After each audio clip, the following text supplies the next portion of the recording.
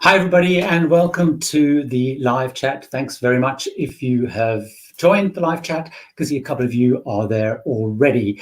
As you can see, I'm in the room where I nowadays record most of my videos, because unfortunately, because we're not out on ship, so a lot of you who watch my videos will recognize some of the background. So as people join, I will try and answer as many of the questions as I possibly can over the next 45 minutes to maximum an hour. And of course, if I don't get a chance to answer those questions, I'll try and pick them up next time. This is the first live stream that I've done since last year, and I wasn't sure whether people wanted them or not wanted them, but I did a survey, and 68% of people on the channel said they were keen to have the live streams again. So that's really great that everyone has asked for that and joined it. As I said, please ask questions. I'll try and answer as many of them I can. I'll try and sort of group them together as possible. So let's just straight into the questions that I've got. I've actually got, excuse me, stretching over there, a bit more handy. I've also got a couple of questions that people had sent me because they can't join those. So maybe I'll actually answer quickly two of those, and then I'll get into the questions that I can see all of you are doing. Now, I always get, I think I'm right in saying that's where you should be seeing the place to do.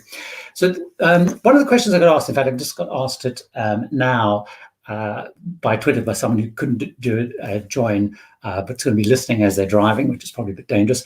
And it was from Steve, and he was asking one of the big pressing questions of the day, which is around future cruise credits. He had a future cruise on Celebrity Edge, which, as you know, has cancelled or you may not know, but has cancelled their entire European season for Celebrity Edge and Celebrity Constellation. So, of course, his cruise has been cancelled. He's based in the UK. At the time that it happened, he had to use future cruise credits by the end of April. And what's important with the Royal Caribbean group, so that's Azamara, Royal Caribbean, is you also had to have cruised by the time that your future cruise credits expired, which was the end of April. Now, many of the other cruise lines, you only have to book by that date. So actually, the Royal Caribbean and Celebrity, they have just over the last day or two extended the period which you can use your future cruise credits. So you can now use your Royal Caribbean, your Celebrity Cruises future cruise credits until the end of September 2022 at the moment. You do have to book by the end of April. So they kind of expire in terms of booking, but you can cruise anytime after September. Many other cruise lines are letting you use those as for any of the cruises that are on sale. So for example, I had some Virgin future cruise credits. I had to use them within a year of the cruise being cancelled, but I could book for any cruise that's far ahead. So that was for Steve. The other question I got was from somebody around Japan, and they're asking the question around what is the best cruise line for cruising around Japan. Now, I've only done a Japanese cruise one time, and it was phenomenal. I would strongly recommend, if you're ever thinking of one of those bucket list cruises, Japan is a phenomenal one to add. But I did one of the more typical cruises. I actually did it on Cunard Queen Elizabeth, which leaves out of Hong Kong. So it includes some cores in China like Shanghai, it cores in South Korea, Taiwan, and then did some of the Japanese islands. But my recommendation, if you're looking for a Japanese cruise, which is what I said to John, I think it was, is take a look at Princess. Princess have ships based in Yokohama, which is right next to Tokyo. And they do anything from 9 nights up to 12 nights, as you do some shorter ones. And they're really, really intense, are packed full of the Japanese ports. So you'll go to, obviously, Tokyo. You'll also go to Osaka, so you can go to Kyoto, Nagasaki, often Okinawa, and Hiroshima. So you get to go to visit all of the key places. So those were some of the cruises, some of the questions so far. So let's take a look at this. Loads and loads of people coming in, which is fantastic. So I'll try and answer some of those, and I probably have to do that. Kevin's asking, do you think the Queen Mary 2 will do any crossings in 2021? Well, of course, when cruising resumes, Kevin, maybe I'll put that question up so people can see it. So obviously one of the key things, Kevin, as everyone knows, is no one really knows what's really happening, what the real timing for cruising is. I have on my website by month what the current situation is, and February's gone completely. March, there's a couple of outliers, very few. In fact, a lot of people have moved into April, all into May. However, the big missing chunk of this is the test cruises. Now, the Queen Mary 2, if it does transatlantics, because it's going into a US port, will have to go through the CDC process, part of which is doing test cruises. And one of the things I haven't yet been able to find out, Kevin, is how it's going to happen for ships like the Queen Mary 2 only going in, every week or so. So somehow they're going to have to figure that piece out before they go on the transatlantic. So the timing of that is unknown. Do I think they will happen? I think it's very likely. I'm hoping it will happen because I've now had 2 of those cancelled. I've actually chose to rebook right in August, which I feel may be still very early. It's towards the end of that period, but my feeling is by the time they've gone through whatever they have to do with the CDC, when they've obviously got their okay from the UK to sail, because they've got to have both sides. International travel hopefully will have loosened a bit. You won't have our quarantining thing. As we know, if you're heading from the UK into the US, you have to have a COVID-19 test currently, and vice versa. There's also quarantining on the other side. But I'm assuming that once we head into the summer, if we see anything like we did last summer, that will have eased off. So I'm relatively optimistic, but I have booked right at the end of the season. And actually, as a backup, I booked May 2022 as well. So if that goes, I will kind of give up on that. A question here from Linda. This is a question actually I'm going to be addressing in one of the videos that's coming out in the next couple of days, where I'm revisiting how cruise lines are or aren't surviving.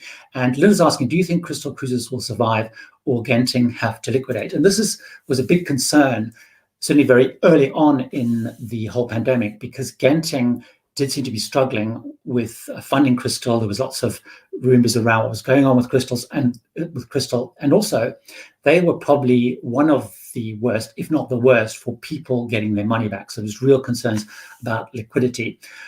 That seems to have subsided. They have made lots of statements that they are well funded. Bearing in mind they actually have cruises running now, because Genting own Star Cruises and they own Dream Cruises, and Dream Cruises are now running cruises.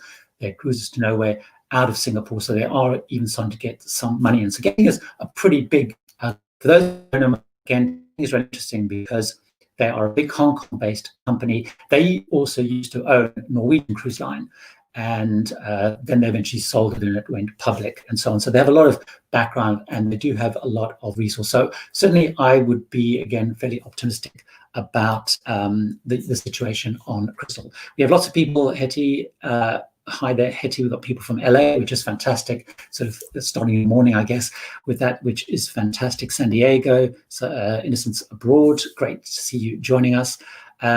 And Sweden, very cold. It's not so bad here. Paul and Carol love to travel. If those of you looking for it, by the way, any other cruise and now increasingly more travel, particularly if you're interested in what you call the motorhome, I guess. Paul and Carol love to travel, definitely worth checking them out. I've met them through this whole vlogging process and have been lucky enough to actually be on a couple of trips with them. So let's keep going. Again, put my glasses on. Okay. Innocence Abroad, who again are very big supporters of most of the cruise bloggers, and it's great that they've joined this morning. Their question is, when do you feel that expeditionary cruising like Silversea Seabourn will resume this November-December season? I do think that we'll probably find Antarctica starting up for this coming season. As you know, the whole Antarctica season was cancelled. I was due to do an Antarctica cruise. It's actually been shifted to the beginning of the season. Now, Antarctica was, up until recently, I guess most of you know, the only continent that didn't have COVID. They've actually had a number of COVID outbreaks, mostly with ships going in as the sort of their summer season started. Although cruising wasn't going in, some of the supply ships were going in, and they did have some problems with COVID in some of the research outposts, etc., as the season opened. I'm relatively optimistic. I think that we will see probably things like Galapagos opening up. I think we'll probably, or almost definitely, see during the summer. I'm very sure we will see the whole Arctic opening up, because in fact last summer, should I say, summer in Europe, actually Ponant was actually sailing their Arctic season pretty successfully out of that. So the signs seem to be that, again, it will depend a lot on the various protocols. And one of the things that's very interesting about the whole expedition piece is the problem with the season this year was getting people in and out. And of course, so that a lot of it depends what happens in Latin America. But what I've seen a couple of the expedition companies do, and this I haven't seen Silversea and Seabourn do it, but their idea is they're going to create a much more robust bubble. So what they're going to do is people will do some testing before they leave the US, the UK, wherever it is. They'll fly into, and often you'll fly into Chile, for example, Santiago, or you'll fly into Buenos Aires, or you'll fly, in my case, into Montevideo. And then the idea being, particularly when people are going to have to then either fly to join the ship in, what's the end of the world? Anyway, right where you join the point, my mind's gone completely blank, which is bad. But the idea is, so I'll get everyone into those hotels. So for example, when I did the Silversea trip, we all were held in a hotel, and we then went on a charter flight down to join the ship. So the idea is they're going to get everybody in, having tested before they leave their home. Once they're in the hotel, they're going to create a secure hotel. You'll come in, you'll have another test done, and you'll effectively be quarantined in your hotel room overnight while they have a chance to do the full PCR test. So they actually do a full-on PCR test. The idea being that you've been tested before you leave home. They then created the bubble in a hotel, secure hotel. They then take you onto a charter flight where it's only you and tested people. They then get onto the ship. So the idea is they're going to create much more of a kind of full-on bubble through the process. So it could be, the advantage with expedition cruising is there is often charter flights involved or people being kept in a place. And the reason I say this quarantining thing is one of the things that I had picked up and haven't actually put on any of my videos. This is kind of a bit of a exclusive, if you want to call it that. But one of the things I picked up one weekend is I got an email from one of the luxury cruise lines, which had a link to their new protocols. Clicking onto that link, they spoke about on their website how the idea would be that when you join one of their cruises, you would have a full PCR test. Now, bear in mind, the CDC in the US are requiring full PCR tests, and not the quick tests, the ones that take time. It then spoke about you doing your test and then being quarantined for your first night in your cabin once you joined the ship until your results came out. So I suspect that's, when you think about it, I'm not sure that's going to be practical as the US wrestles with how they're going to start up cruising. But it could be much more practical for expedition cruising, particularly when you're taking people, very far away. So that whole combination of testing, because I know, although we're very excited about vaccines, there's no policy yet from any country or any company in cruising on the use of vaccines. So my feeling is also with the way it's going, testing is going to be a really big part of that whole process. So let's have a look in the lots of questions. I've been getting lots of questions again about Alaska. And some of you may know I was due to do Alaska because it's been moved from last year into this year, and it got cancelled because I was doing it in May on Princess, and along with Holland America and Princess, it got cancelled. I know lots of people have been affected by that. And there's still a lot of unknowns about Alaska, so I will come on to this question about August.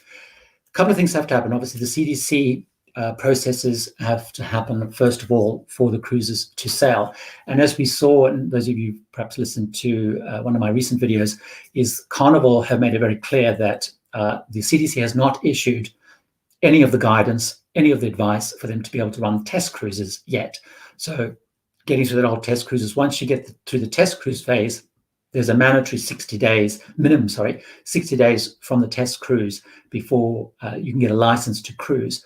So there's, the longer and longer that those test cruises come, you've got to bear in mind there's almost 2 months before they can sail. So if they only run test cruises in January, they can sort of run in April. They run them in April, they can't run until June. So there's that knock-on effect. The second key factor is, of course, British Columbia, particularly ports have to open, because all of the ships going to Alaska have to call on a foreign port, and in this case, it's Canada.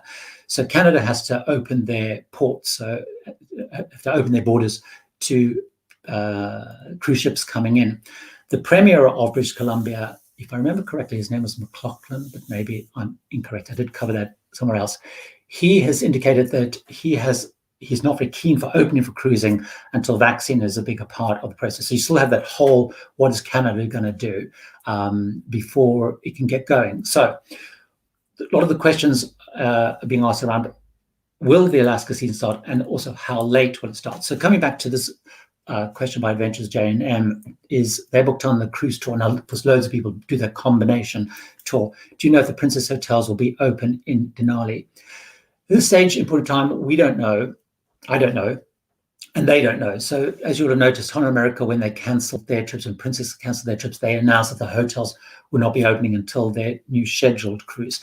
But nobody really knows. So it's a waiting game, I'm afraid. And one of them really, then I think you have to make that call around what do you do as the final balance becomes due. On a couple of cruises, what I've done personally is when it comes due to final balance time, if there's no certainty, I'm actually shifting. I'm using that kind of lift and shift to move those. I think if the cruise gets cancelled, Adventures of J&M, if the cruises can't run, the hotels won't open, which is what they did last year. But unfortunately, it's a waiting game, and nobody knows. I never watched that TikTok. I don't know how many of you watch TikTok, but one of the most popular things on TikTok is that nobody's going to know. Nobody's going to know. How they're going to know? It literally is like that when it comes to Alaska and cruising.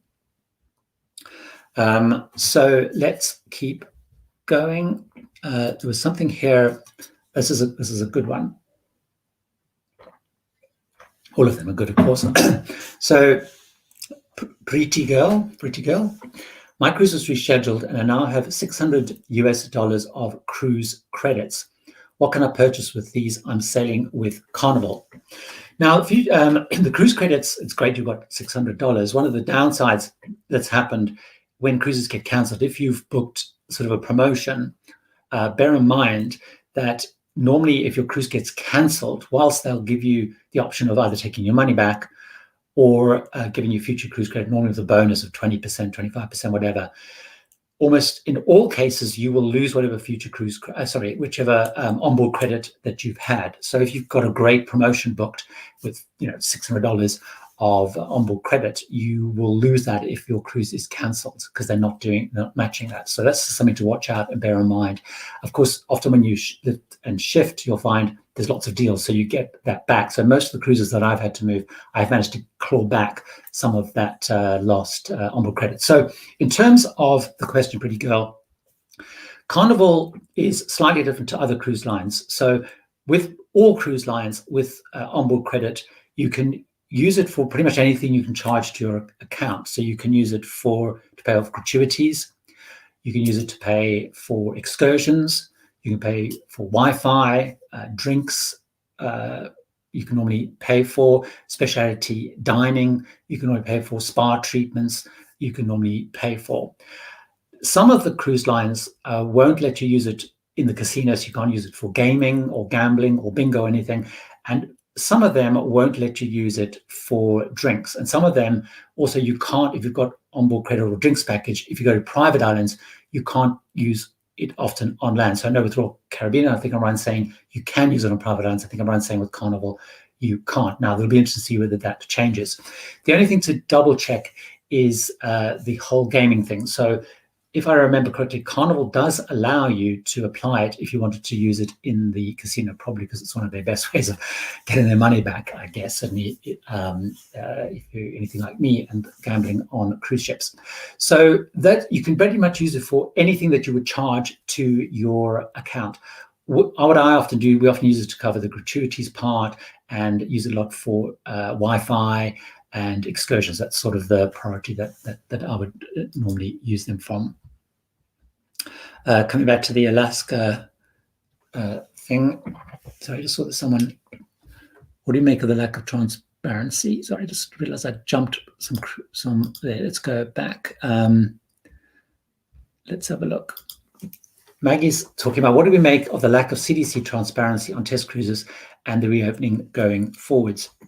I touched on some of this again in the video that I released last night, where I got into a little bit of that, but not much detail. I think one of the key issues to bear in mind is the CDC had always wanted cruising and the no-sell on cruising to extend longer than October. If you remember, in October is when they introduced the framework for conditional sailing, which had those various stages that people had to go through. There was some pressure put on by the Corona Task Force from the White House, and they brought up the framework to conditional sailing. My view at the time was that was almost like Hotel California, you know, the song Hotel California, because it was almost going to be impossible to check out. There was no dates ever set with that.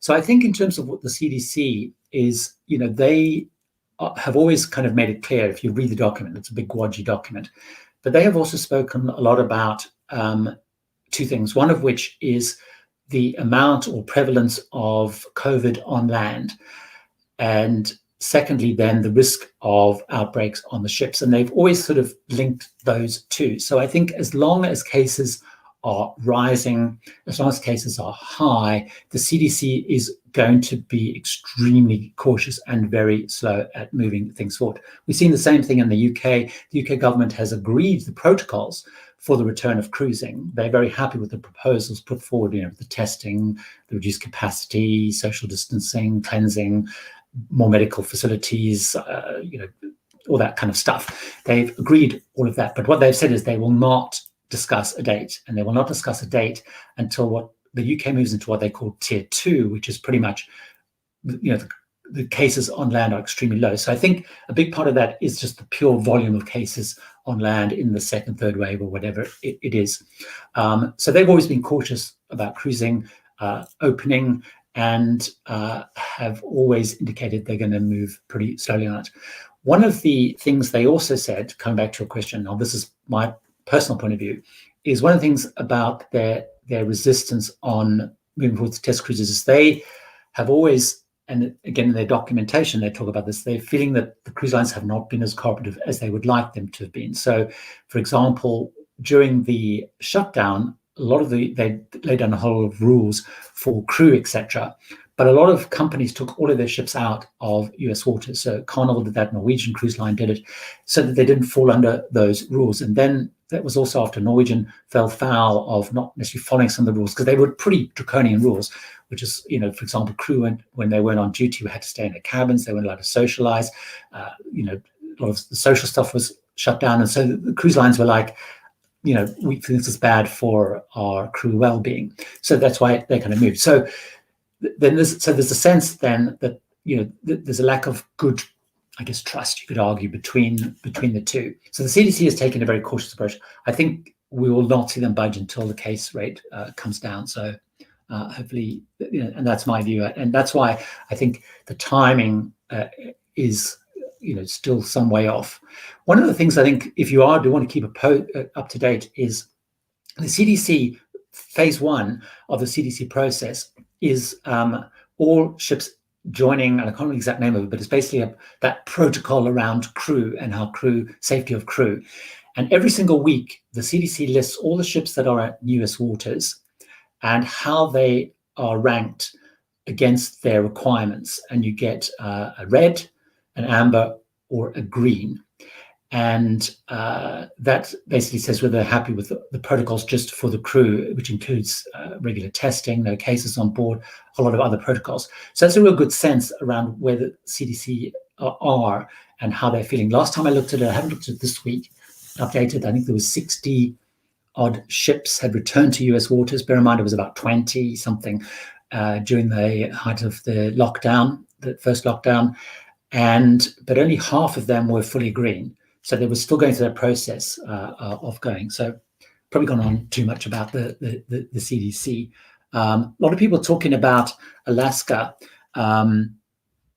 which says, you know, they booked back up Alaskan cruises, people talking about desperately to go on the Alaskan cruise. Paul and Carol making the point about the final payment. I felt very sorry for Paul and Carol, because they had literally, it was when Princess cancelled, if I remember, when I lost my Princess cruise. They had literally in the morning paid their final balance, and in the afternoon, so I guess it was morning US time, the news went out that they were cancelling. So now have that whole process of you know, managing it through. So, you know, that's why I'd always set myself alert. In fact, the travel agent normally gives you a shout about 2-3 weeks before, and I really take a view on whether it's worth putting up the money. One of the reasons that I'm starting to just as an aside, sort of linked to that final payment thing, one of the reasons I'm not tying up final payments is when cruising starts up again, it's not clear where it's going to be, what the cruises are, which lines are going to come, which ships are going to come. We've already seen, as with Celebrity, where they've not sending some ships to Europe. There's some ships still in Europe that should be back in the US, etc., etc. So I don't want to tie my money up necessarily with specific cruise lines. So the advantage of having the cash, I know you lose that bonus, is if some cruise come on sale. So for example, in the UK, they suddenly bring around the UK trips on cruise lines that I don't have future cruise credit with. I have the money to be able to say, right, I'm going to book that Saga cruise, I'm going to book that Seabourn cruise, whatever. And the same out of the US. It's almost, I would almost say it's 100% certain that when cruises return, they will not return with the advertised cruises, because they'll have all the rules and regulations and whatever. So we'll see, like we saw in France, Norway, Spain, Germany, Italy, Singapore, Japan, Taiwan, all the cruises, when they started up on new cruises, to work around all of the rules. So not paying the final balance is a way of kind of giving you some flexibility on that. Nazal has asked me any news about crew return. Now, I don't know if Nazal is a crew member. I get a lot of questions about crew return.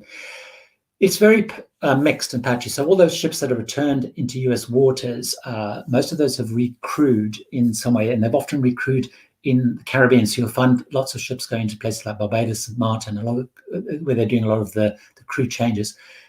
The ships have to be green code before the ships can actually do recrewing in US waters. Certainly what they're saying in the UK is it's going to take them 12 weeks from getting approval to return to cruise to get fully recrewed, trained, and staffed. And so because they know any dates, aren't doing anything. If you want to know about crew returns, one of the best ways to keep on top of crew returns is there's a fantastic site which is run by crew. It's called crewcenter.com. So it's crew-center, which is spelled US way, CENTER.com. Crew Center, they have a Facebook page and a website, and they report and track all the movements of crews. So if that's how I've kept on top of it. So if you know if something's happening, because they will post on there saying, 1,000 Filipino. It was a mixture of Filipino crew and Indian crew were boarding ships to start selling initially to Europe, to offload people to man some ships here. So that's the way to keep ahead of what's happening. So before the cruise lines announce anything, cruisecenter.com is an absolute mine of information.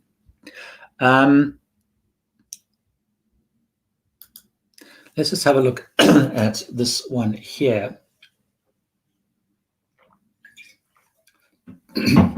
This links back to the thing about Alaska, but also it's a slightly more general one. So Ed B's spoken about his notice. I hadn't noticed this, so this is good news. I'll go and check that out. I noticed the Viking Ocean Cruises just sold out on all their 2021 Alaska cruises. This is not true the week before. Is this a precursor to Viking cancelling their Alaska cruises this year? Of course, I don't know the answer to that specifically, but there's a couple of things that are worth checking. So it is often a sign.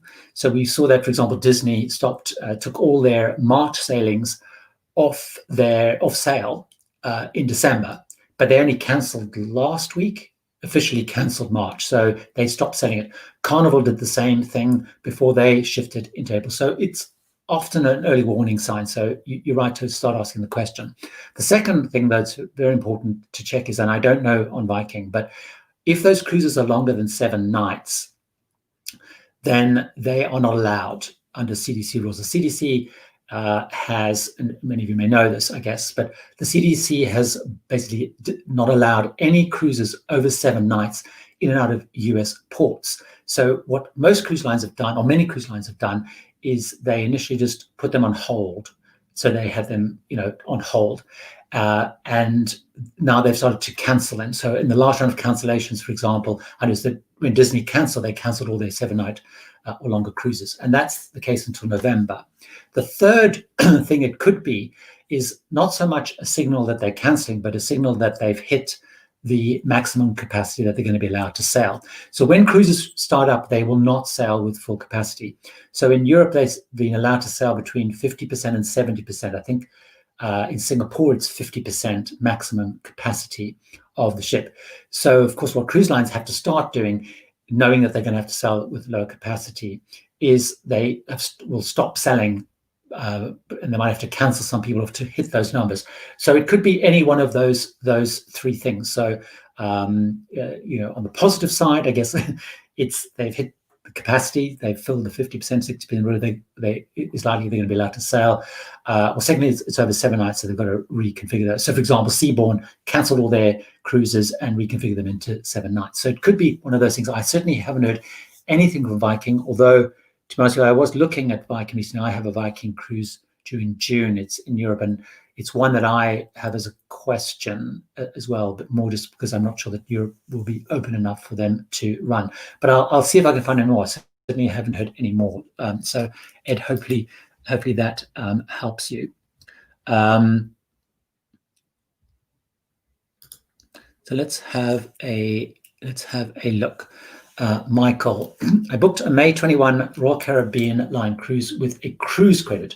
If it's cancelled, can I insist on a refund, or they make me take another credit? This is a question that I have been asked a lot, and the answer is you'll be, in the case of Royal Caribbean, I'm guessing you're either US or UK, whatever, you will have to take another credit. Some people with a credit, you have to take the credit. Now, one of the things that I've been trying to find out, but I haven't found out in a lot of detail. The only place I've managed to find out is in France, for example. There was a consumer law which was introduced, which said that all French companies could insist or require people to take a credit. But if they don't use it by the end of next year, they then could get a cash refund. However, that's not the case. And you'll find a lot of the terms of conditions, when you took a future cruise credit, you were kind of committed. I made the same mistake initially with airlines when I took the voucher, the credit effectively, and then I changed my mind, and it was like, once you've accepted, it's part of the terms and conditions. It is worth, Michael, double checking the terms and conditions, but I'm like 99% sure that it will keep being a future cruise credit unless this thing keeps, I guess, rumbling on. Nazal telling me he is a crew member, but Nazal, definitely check out that cruise center site. It's really, really great. Barb B, I need to check up that I haven't missed some as I scroll through those. Barb B asking, have you done the New Zealand, Australia, South Pacific cruise? We're doing Holland America in 2022. If you have any suggestions on what to see and do.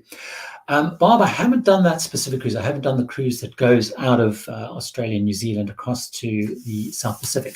I have, though, done the South Pacific as a standalone cruise on Port Galgan. So I do have some definite recommendations for that part.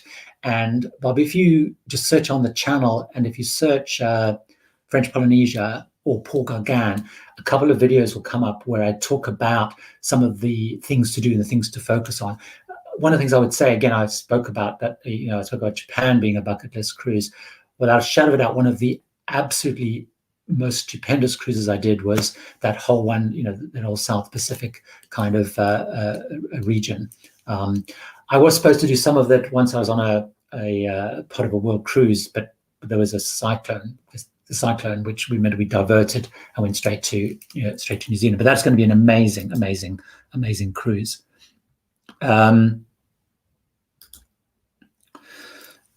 So, question. I'll touch a little bit on the question on the vaccines. I did touch a little bit on vaccines, so I'll come up based on Jasalino. I hope I pronounced it correctly.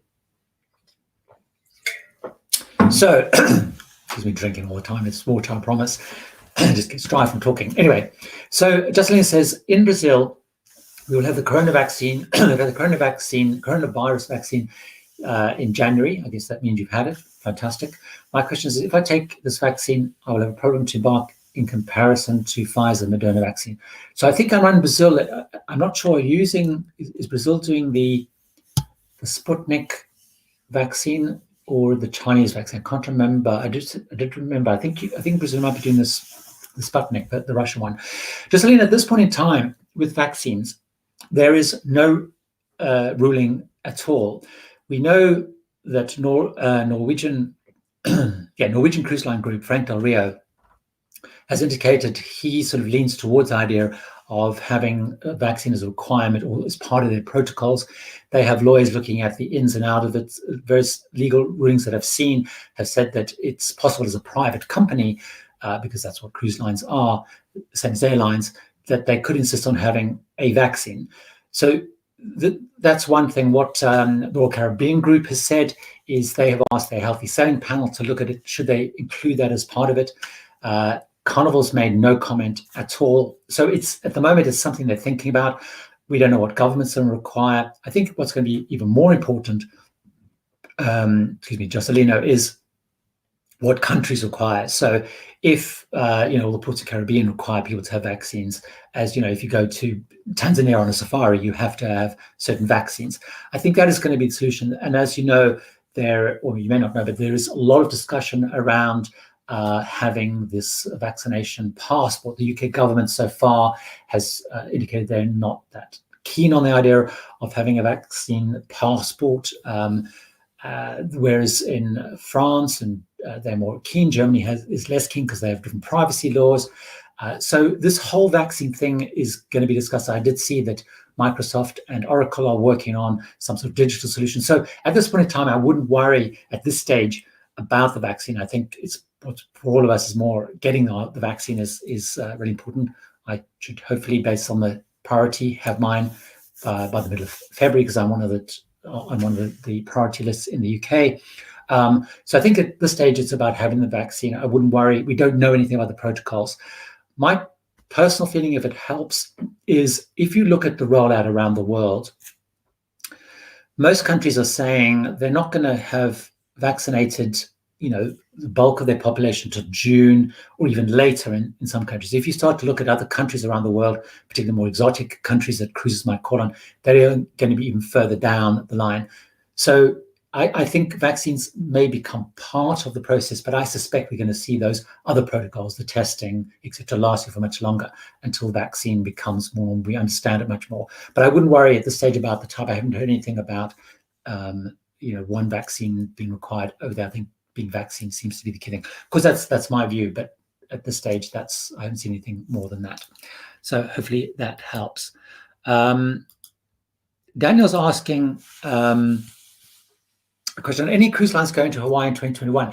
Well, of course, at this stage, the only one that I've seen for certain, of course, is Norwegian Pride of America, which is still holed up. They're hoping, of course, to start their sailing around Hawaii again.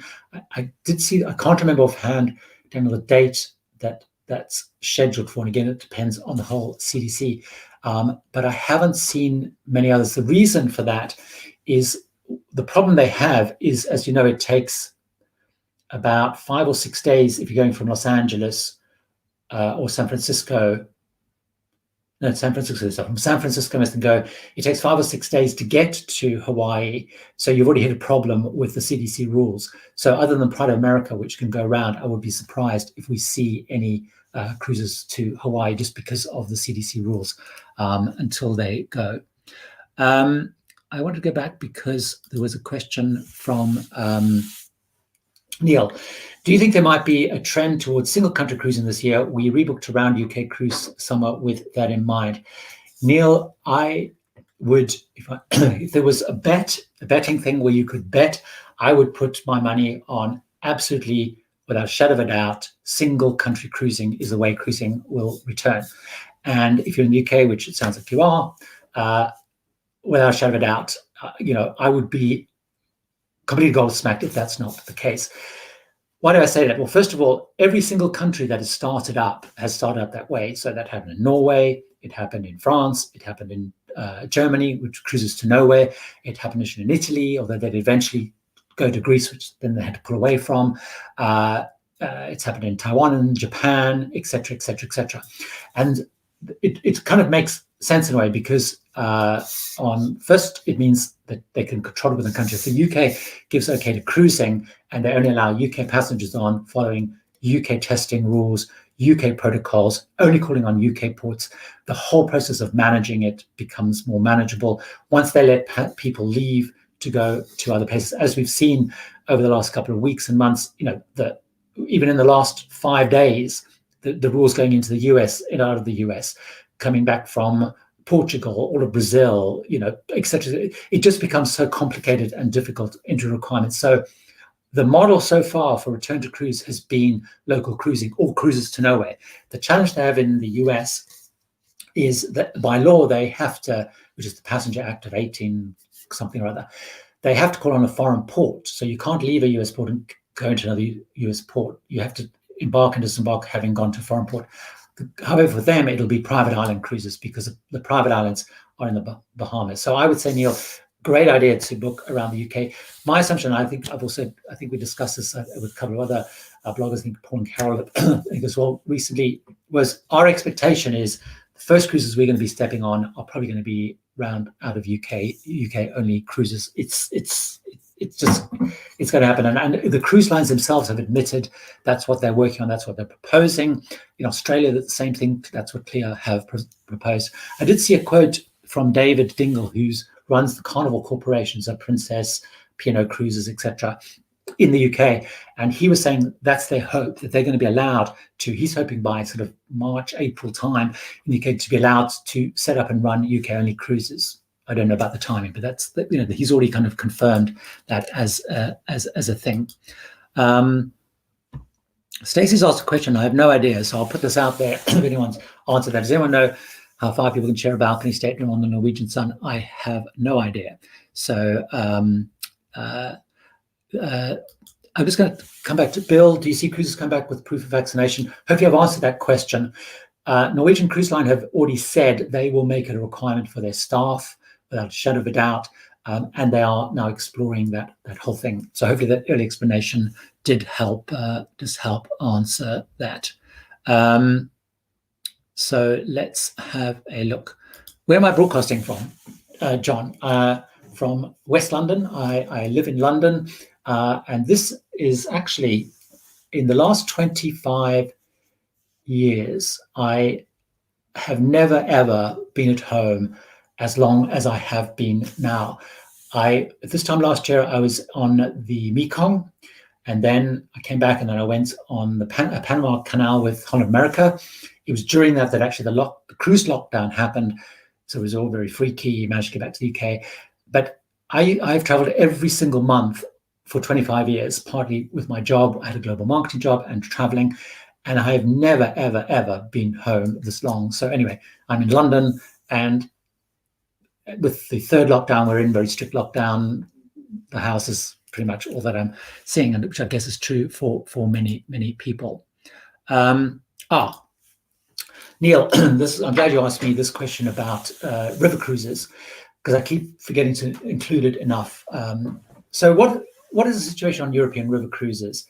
And I need to include it in my updates because people keep reminding me I don't talk about it enough. The reason I don't talk about it probably is I sort of forget about it, not because I don't love European river cruises, they're fantastic, but basically the season shuts down normally Christmas. Now this year, clearly it shut down earlier than that after some attempts to start during the summer, but they don't start again till at least March. And at the moment, a lot of the cruise lines have still March penciled in. More have them in April, and a couple like Crystal and Viking have moved it to May. The reason they have moved to May is they are extremely reliant on US travelers and to a lesser degree Australian travelers. And without the travel opening between the EU and the United States, river cruising for certainly those lines, I think is unlikely to start because they can't fill their ships. Ships that operate with more European clientele, so either entirely German lines, entirely French lines, or lines like Cross Europe, which tends to be largely French, but lots of international. They will start up, and they will start up, I think probably, we will see them probably start up sometimes towards the beginning of summer. Whether they are going to, the situation in Europe is going to be calmed down enough for them to run as they did last summer is unsure, but they were able to run last summer with a lot of restrictions. So a lot of them were only, again, traveling in smaller parts of the rivers. So for example, some of them only ran in Germany, only ran through parts of Germany. They didn't run the whole thing. Like in Portugal, in the Douro, or Douro, I always pronounce it incorrectly, Guaro, they were running as well, but they weren't calling into Spain because there was lots of elections in Spain.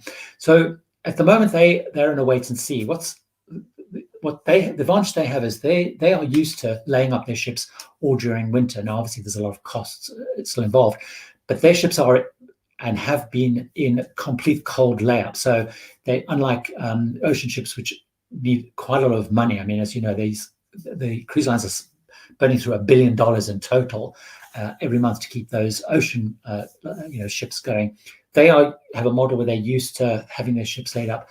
So I'm much more optimistic. I think, though, we will see a lot of it will hinge on when the EU opens, because the EU, people can move around the EU if you're within the EU. More of a challenge now for the UK being out of the EU and all the restrictions heading in. So I think a lot of it will depend on how soon it's going to start, based on the new variant, what happens with the South African variant, the new Brazil variant, how much that wave comes down. But I think we'll see, because it's much easier to switch them on quite quickly, switch them off quite quickly, crew them up. So I think we will see river cruising. One of the things that I'm sort of thinking through, although I don't have any river cruises booked, is that could be one way of doing it. Just it was impossible to do last summer coming out of the UK. I want to touch on this this question, because a couple of people have speculated on this very question. So Coast Guard vet, with Royal Caribbean's announcement of home porting grandeur of the season in Barbados, is this a move to get out from under the CDC and begin cruising sooner rather than some unknown later? This is a question a lot of people have asked. I think the short answer is no. And I'll tell you why I think that is. First of all, they're only planning to home port it towards the end of the year anyway. So I think they're hoping they're going to be sailing before that. I don't think they're home porting it until, I can be corrected on this, but I don't think they're home porting until right towards the very, very end of the year. But if you look at what they've put on sale, it means that they can go much deeper and further into the Caribbean. So they can go to lots of places that, if you're cruising out of Florida, for example, it's just too far away to do a classic sort of 7-night cruise. So if you look at the itineraries they're saying, it's going to lots of places and lots of different spots. So I think that's the reason they're doing it. It's a way of, because they didn't really have a deployment for the grandeur at all. There are quite a lot of other cruise lines that home port there. A lot of the UK cruise lines, for example, P&O particularly, they move their ships out of Europe and they home port in Barbados, and they do fly cruises. They charter flights out of the UK. And I think some of the European lines do that as well. So certainly when I've been on Barbados, I was once on a P&O cruise, twice I've done that actually now, is we did the whole thing, fly in, fly out, so charter planes coming in and out. And we did go to lots of ports that you wouldn't be able to do because they're just too far away. So I don't think it is the reason, because bear in mind, at this point in time, to go into Barbados, you have to have a COVID-19 test on arrival. You also have to have a COVID test, I think it's 4 days or 3 days on arrival. You have to stay in your hotel at the moment. So it's actually quite complicated. You'd have, it's not an easy way of getting around the rules, because there's a series of multiple tests. And a couple of people, certainly UK travelers, have tried to get around those and ended up in court and been fined huge amounts of money. One guy may even go to prison for trying to get around that whole process of COVID testing, second COVID test before you can actually explore the island. So I think it's unlikely a way of getting around. So that's certainly what it seems. So let's have a look. Because if the US continue rising cases, do not decrease this problem until the first semester, what is the future of America in European? I don't know. One of the things that is interesting to know, the only comment is that the Norwegian group and Frank Del Rio has said that in his mind, he believes or suspects, or is certainly considering, the fact that European cruises will start before the US. So Norwegian may start sailing in Europe before they start sailing in the US, just because of the timelines. So it is certainly possible. And it's very interesting. There was a letter, which actually, on coming back to that cruise center that I spoke about earlier, that was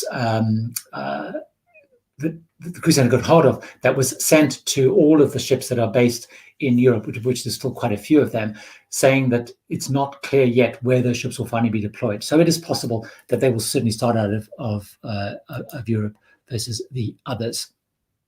So let me go back and check if I've missed anything as we see, because I know things are coming in. So I just want to make sure if I've missed any of those live chats. But just when it comes to the live chats, obviously it's great if you can join me live. I know people don't necessarily have the time to stay through the whole thing. So I do the video, it will go up as a video, which goes up automatically, which will be on the site for, on the channel for a couple of days. And then I do have like a playlist if you ever want to go back and go through those. Someone asking around, when will the CDC resume? I can probably come back to that. I'll come back to this. Chris, yes, is a short. I think AMA Waterways did start running some last summer because they did them as charters, though. But I think the assumption is by that time the travel restrictions, because they are again very reliant on the US audience. So I think by summer, I'm pretty sure we'll find a way through combinations of vaccines and whatever that would be running. But I would be pretty confident that would definitely run.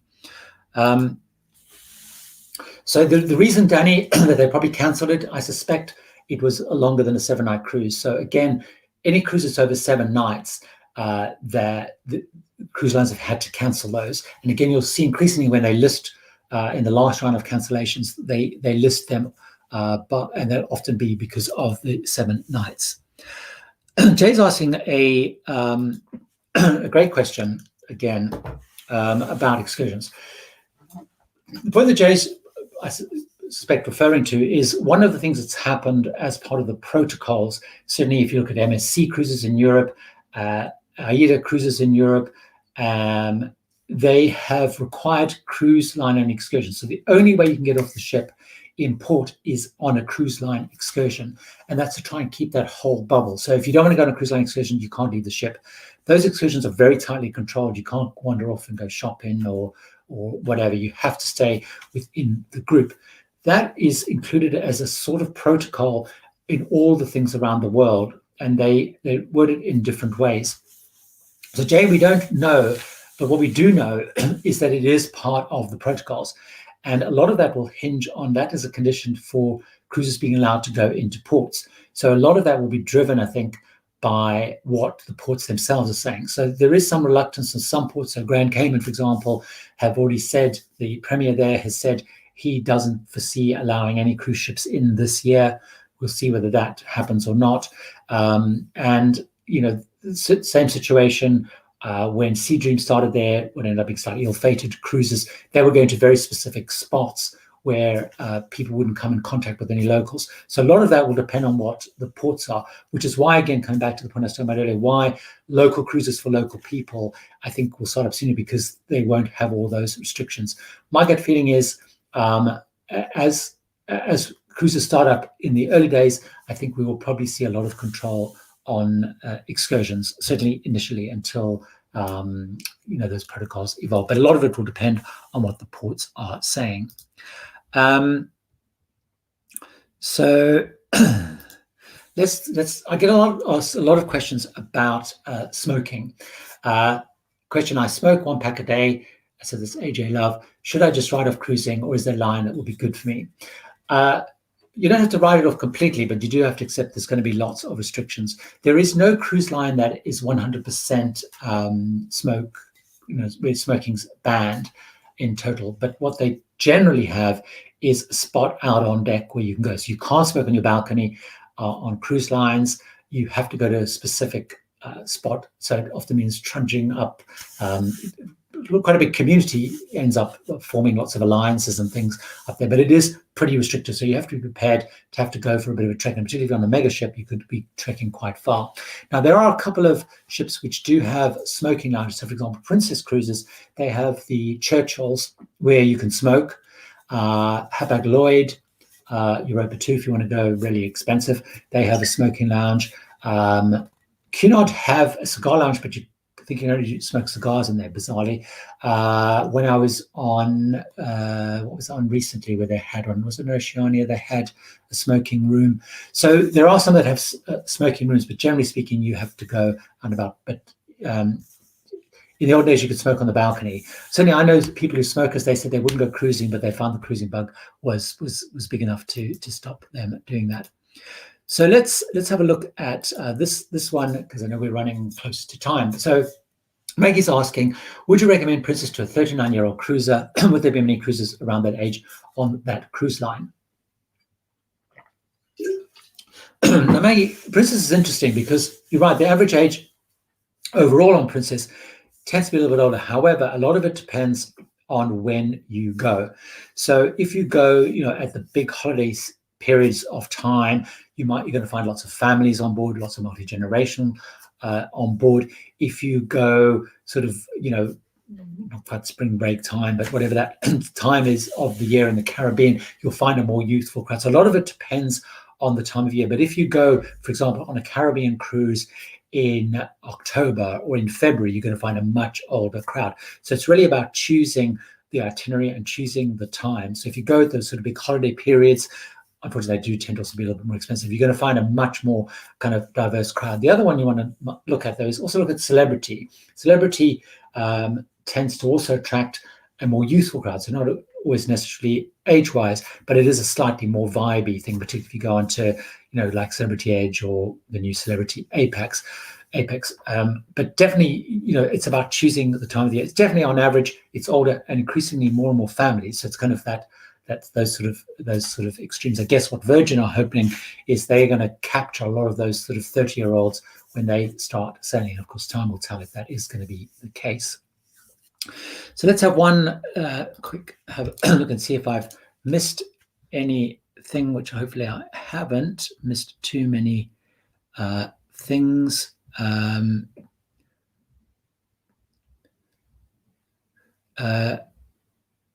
There's a question around masks, which I don't really know the answer to. I'm mask exempt. I just found a very expensive mask on a Bembridge cruise. I don't know if it's one of those things, but certainly masks is a big part of the protocols when they roll out, and it's one thing that I know concerns a lot of people around masks.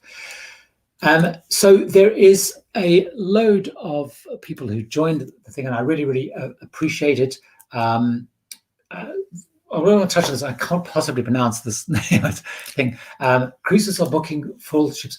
We don't, to be honest with you, we don't really know what they're doing in terms of the booking. But certainly they will have a view in terms of what those numbers need to be. I think, as we said earlier, suddenly cruises stop sailing or showing as full is probably an indication that it's getting full. We don't know how they will decide. One of the things that's also really quite important to do, which is why I think it's less of an issue. First of all, they'll be managing the load factors and taking stuff off sale as they need to, based on how long they think it's going to be. But also importantly, a lot of people who book drop out because they have to, when it comes to the final balance thing. And I think particularly as we head through 2021, a lot of people are still going to be nervous. So I suspect they're going to find a much more easy way. And certainly what we've seen with cruises around the world, when they've started up, even though they've had to sell at 50%, they have not sold 50%. People, when it really comes to the crunch, have been much more cautious about stepping on board cruise ships. So I suspect we will find, they will find a way of managing that whole process. And I guess we will find out over time. So thanks very much for joining the live stream. I hope you've found it helpful. I'll check again on with the comments, and I'll also check again perhaps on the channel and find out if people are keen for me to do a more regular series of these. Certainly last year I did a couple of series and they said they seem to be quite popular. Hopefully I've answered your questions. If you have any other questions, please do leave comments. I'll try and go through these, and if I've missed any, I'll try and make sure that I do cover them either as posts on the channel or in the next live stream. So thanks very much for joining. If you haven't watched it, this is need to get rid of that comment so you can share it. But the video came out last night, which is looking at a lot of the updates. Thank you. So I answered it good. Which will also do some of those. Thanks for Carol. Glad that you joined and glad you found it helpful. So again, I can't say happy cruising, but here's hopefully that we can cruise all again really, really soon. So thanks very much for joining, and stay safe.